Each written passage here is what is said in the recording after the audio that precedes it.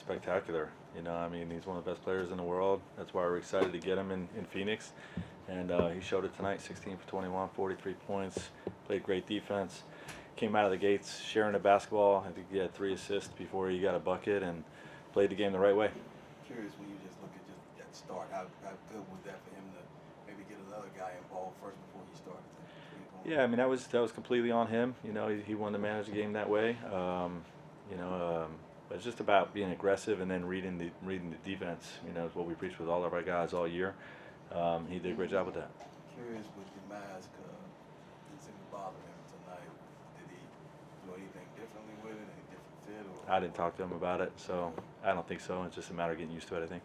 Curious, the other thing I had was just offensively, the way you guys had it going. What do you feel like led to the way you guys, at least the first half? Well, I thought we played the game with an edge that was lacking in Atlanta. You know, and I think our guys were all aggravated with how that game went. They all know that we didn't come out with the right disposition. And when you're getting stops and then you're playing in the open court, we can be really dynamic offensively. The other thing I had was with Bowl, obviously getting the opportunities. What do you think of what he was? Yeah, he looked great. You know, he's really grown from the time that we were working with him in the summer to trying to play within himself, play the right way, and he gives us a whole different dynamic. You know, I mean, he's getting rebounds and tips and stuff that is just above everybody else, and you know, you can see the skill set that he has.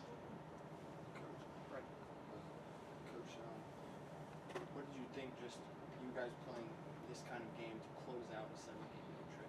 That's important. You know, you can look at this team's record and look at the guys that they had out of the lineup with injuries and easily come in and not be at your best. But like I said, you know, we had a great disposition because of how we played against Atlanta. None of us were happy with how that game went. So, you know, our guys came in and wanted to get this last game of the trip, but also wanted to get it for Brad. You know, I thought all of his teammates rallied around his homecoming, and you know, all played a great game.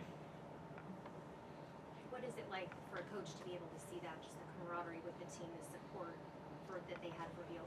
Yeah, teamwork and togetherness shows up a lot of different ways, you know, throughout the course of an NBA season, and one of them is, you know, when you have a teammate going back to play against his former team, and you know, well, we all have former teams, but I think it's a unique situation with Brad coming back here, having been here 11 years, being a model citizen in this organization, in this community, being so beloved here, and you know, having it be his first game back.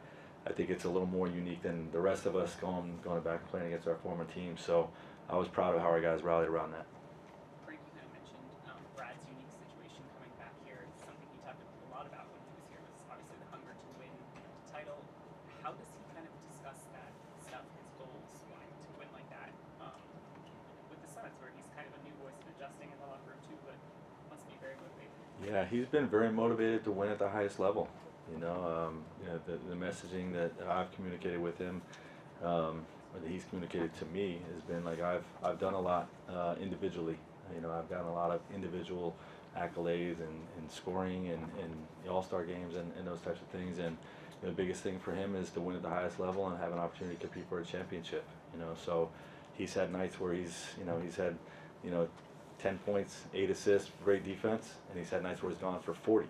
You know, and that's what he brings to our team. You know, is we want to have a 3-headed monster where, you know, the team's coach doesn't know whether it's KD, Book, or Brad, or the role players.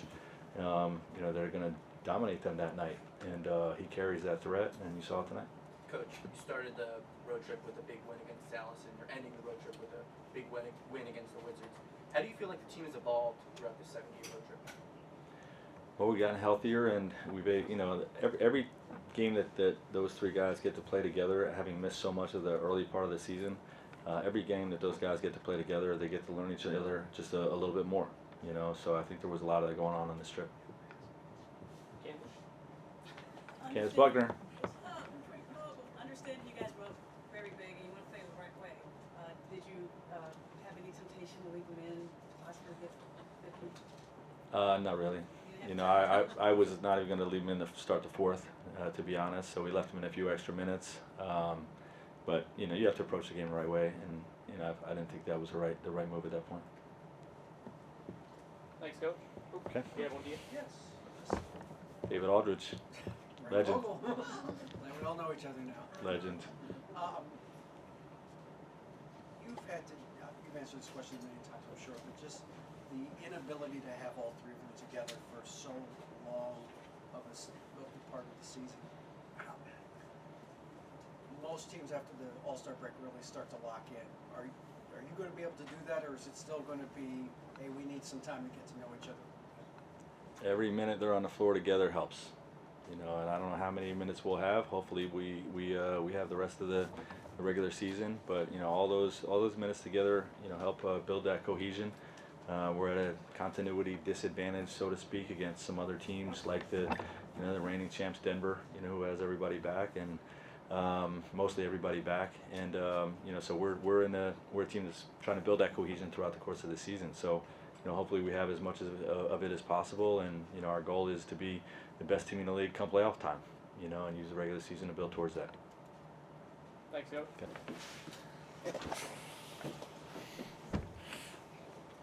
Brad, first, congrats on the win. And second, now that it's at least the game part is over, how are you feeling about how everything went tonight?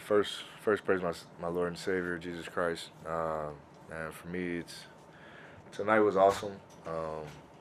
You know, to be back in a city that has, you know, helped me grow as a man. You know, from drafting me on my 19th birthday, and being here for 11 years, there was a lot of good memories, man. And that tribute video was awesome.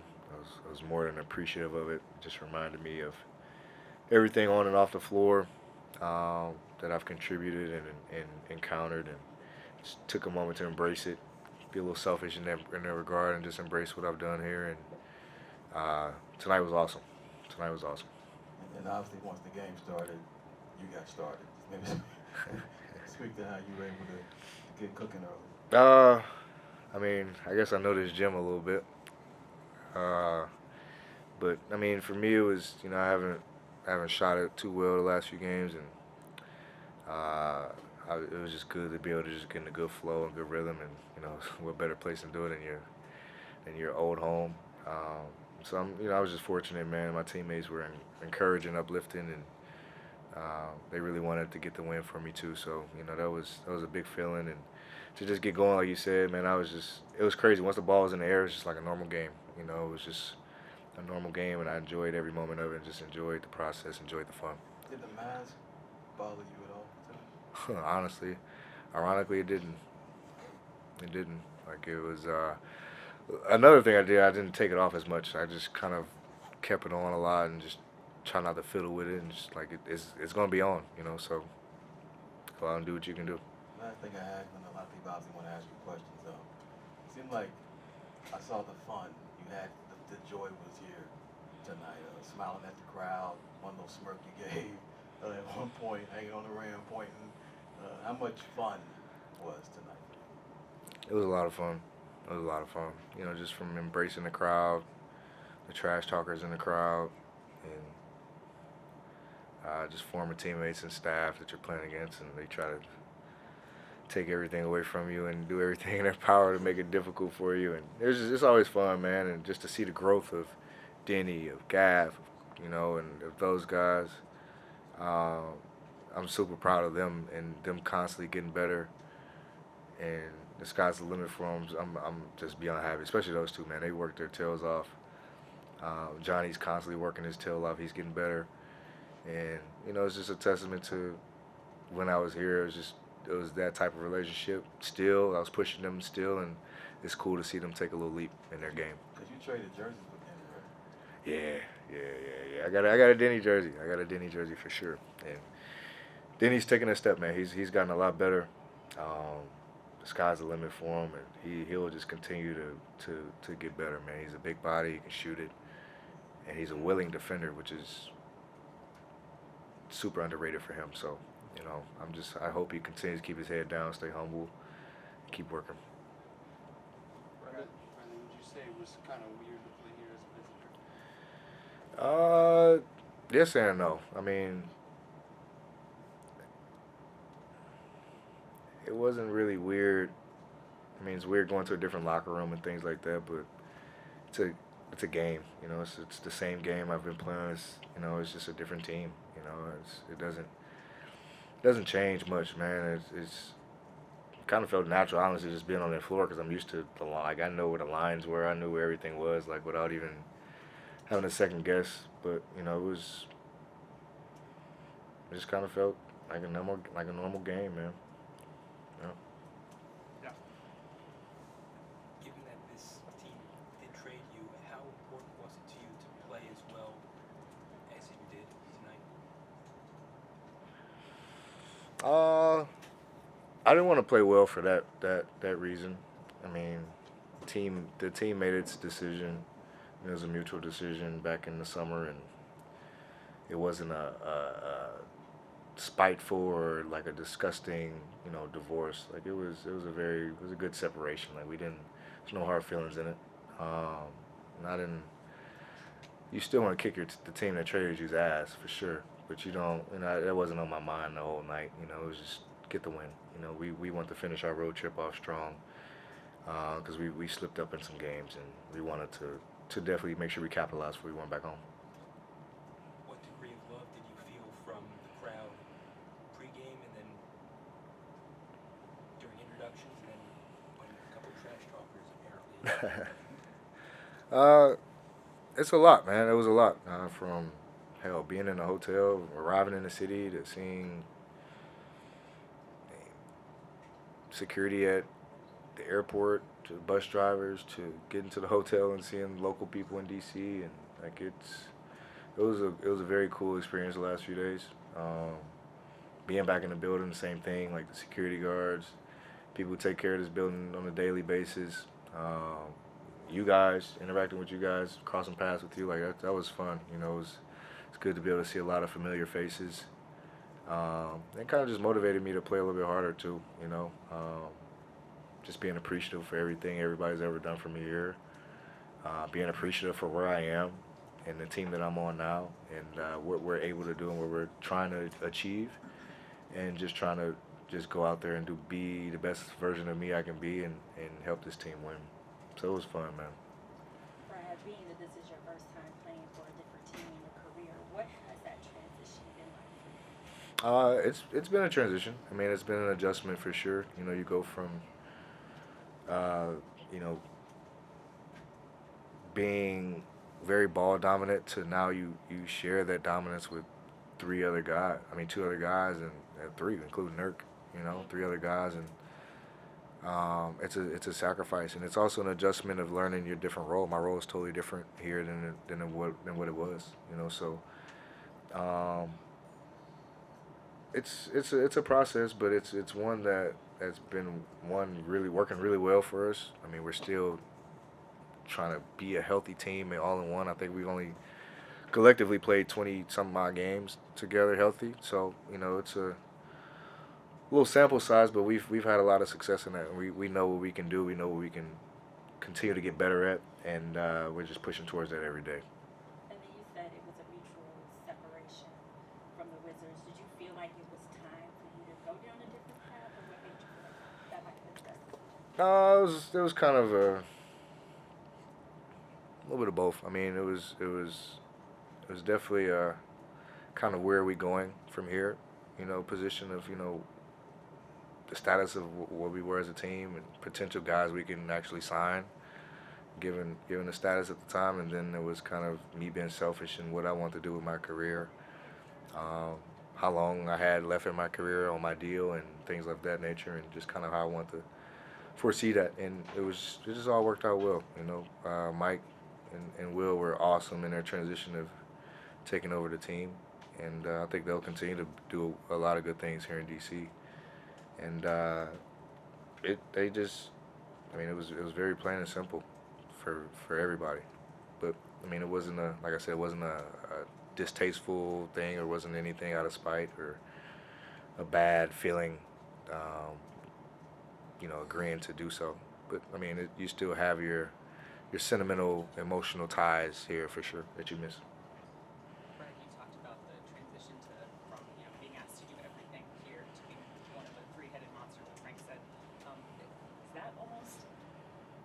I doubt it, but is that almost a relief? Or how do you think back to that, how do you emotionally adjust to that? Are you like, Hold on, buddy. are you having to put ego aside? Just what's going on in your mind with that? Oh, for sure. The ego's out the door. I mean, the moment I decided to, to leave DC, it was like you have to understand you're going into a situation that, hell, Book was me in Phoenix. He's been there 9 years.